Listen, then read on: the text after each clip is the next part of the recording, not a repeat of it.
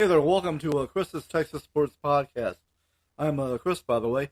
Today it's a look at the upcoming season for the Dallas Stars. But first, let's take a look at the latest sports news.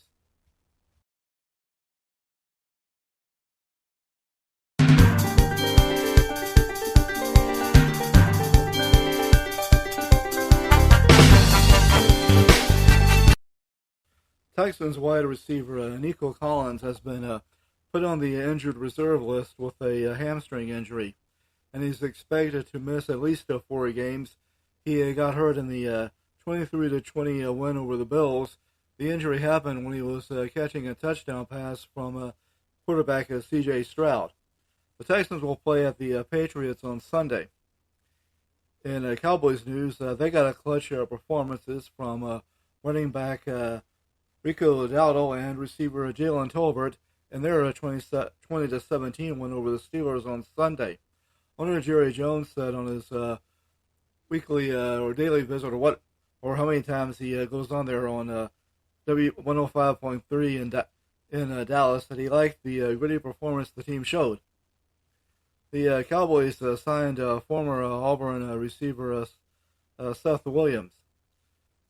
With his new contract, he got quarterback Dak Prescott has torn down his mansion, and he's in prosper, and he's planning on building a new one. In other NFL news, the Jets fired head coach Robert Saleh 4 games into the season, and defensive coordinator Jeff Ulbrich has been named the interim coach.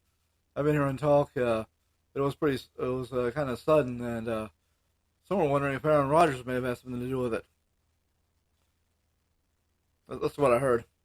Anyway, former Jets defensive tackle Abdul Salam, who was part of the Jets Sack Exchange defense with Joe Flacco and Mark Gastineau back in the 1980s, passed away at the age of 71. Raiders' Davante Adams is expected to be out for the game against the Steelers on Sunday. He's also a subject of trade talks. Saints quarterback Derek Carr has an oblique injury, which he suffered in the Saints' loss to the Chiefs on Monday Night Football. The Mavericks CEO, Sent Marshall, is retiring at the end of the season. ESPN reported that Mavericks guard Dante Exum is going to be out for at least 3 months after he had surgery on his wrist. The NBA GMs have picked the Boston Celtics to repeat as NBA champions.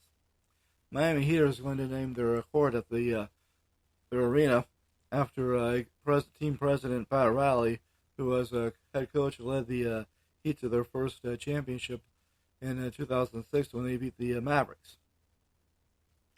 The Astros signed catcher Arturo Flores to a minor league contract.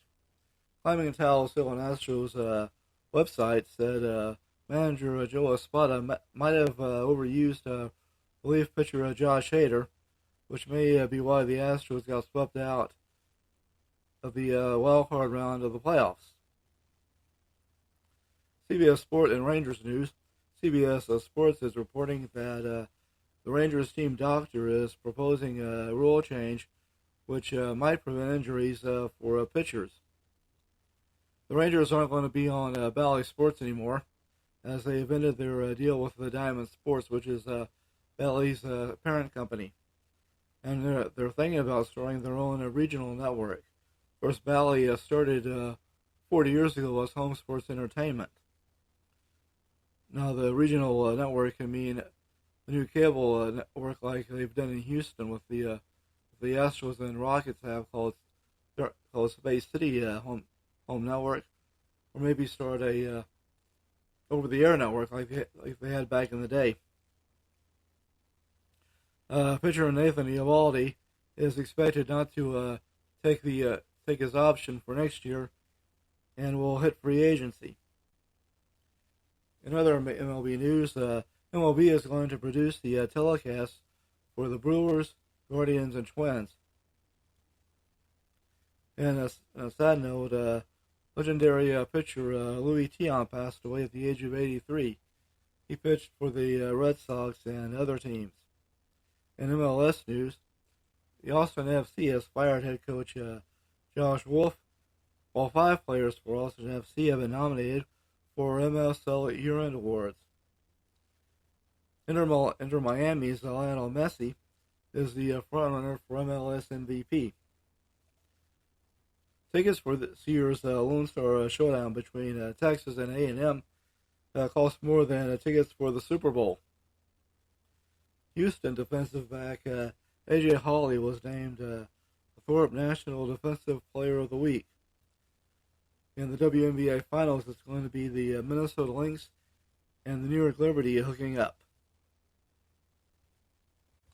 The Baylor men's golf team beat number 2 Arizona State in Big 12 match play. Rice is going to wear Oiler-inspired uniforms after a controversy with the NFL. They're also going to play UT Rio Grande Valley during the 2028 football season. UTRGV is starting a football team, and they're going to start playing next year. SMU quarterback Jalen Milroe was named the ACC Player of the Week. The Mustangs beat Florida State 34-27 in their ACC debut last Saturday in Dallas. The Fort Worth Star-Telegram says it might be tough for TCU to make a bowl game this year. The Dallas Morning News says that Texas Tech is first place in the Big 12 and is carrying the banner for the new league, for the new look Big 12. They're one of the few schools that are remaining after Texas and Oklahoma left. They've been joined by Arizona State, Colorado, Utah. Did I say Colorado State? I meant Colorado. Anyway, Steve Spurrier believes that A&M is in the driver's seat for the SEC. Yeah, we'll see how that goes. The Aggies got a commitment from Midlothian offensive lineman Nelson McGuire. The Sam Houston State volleyball team beat Louisiana Tech in 4 sets. One less UTEP plays at Western Kentucky tomorrow at 7 Central, 6 Mountain, as El Paso's in the Mountain time zone. That game is going to be on ESPNU. UTEP is going to the Mountain West starting in 2026. Alabama is looking to bounce back after their upset loss to Vanderbilt last Saturday. Florida State linebacker DJ Lundy is going to miss the rest of the season with an injury. It's not mentioned what kind of injury it is. Transfer windows have been shortened by the NCAA D1 Council.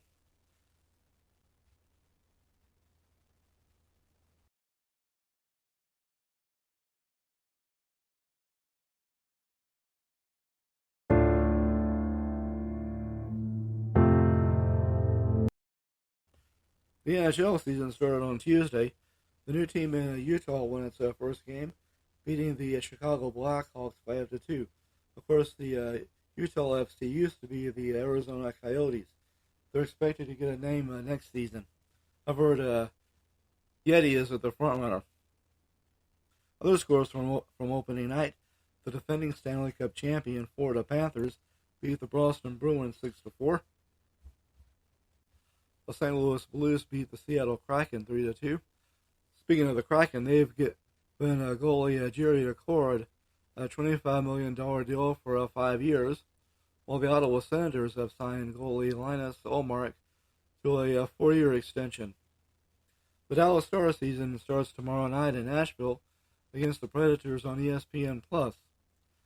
Last year, the Stars, led by head coach Peter DeBoer, won the Central Division Championship and made it all the way to the West Finals, where they lost to the Edmonton Oilers. This year, the Stars games are going to be on national TV 14 times. A writer for ESPN has picked the Stars to win the Stanley Cup. They loaned 6 players to their AHL affiliate, the Texas Stars. And left wing Justin Robertson is back after missing the preseason after he had foot surgery. The Dallas Morning News said that depth on defense and play from goalie Jake Ottinger are among the things that has to go right for the Stars this season. They're looking to get their special teams going as the season starts. Coach P. DeBoer had his appendix taken out, but is back with the team now, and will be with them tomorrow night.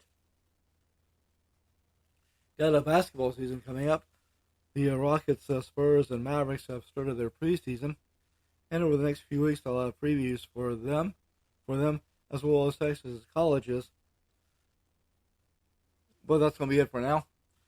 I want to, look at the football games for this weekend, and I'll provide comments as I watch the Texas OU game from 1984 on a very wet day in Dallas. Well, actually, all over the state. I was actually in Houston when that game was played. Anyway, my name is Chris Carlisle. I want to thank you for checking out my podcast. Be sure to hit the download button, leave a like and a rating, and a follow on whichever platform you listen on.